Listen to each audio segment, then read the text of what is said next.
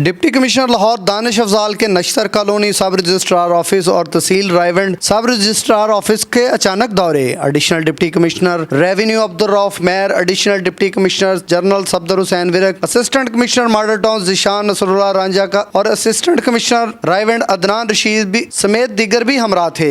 DC Lahore Danish Afzal ने सब registrar office में इंतजाम का जायजा लिया। सब रजिस्ट्रार ऑफिस में रिकॉर्ड की जांच पड़ताल भी की। इंतकाल, अराजी केसेस, वरासती और ज़ेरे इल्तवा केसेस का जायजा भी लिया गया।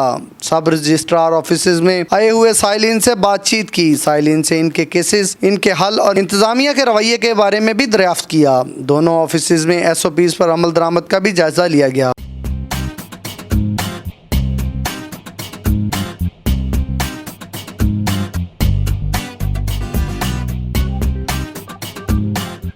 रेवेन्यू से मुतल्लिक रिकॉर्ड का भी जायजा लिया गया। डीसी लाहौर दानिश अफजाल का कहना है कि अवाम उन्नास के मसाइल को अव्वलीन बुनियादों पर तरजीह देने को कहा गया। अवाम उन्नास को हर मुमकिन रिलीफ फराहम किया जाए। जहां तक मुमकिन हो सके इनकी शिकायत का अजाला भी किया जाए।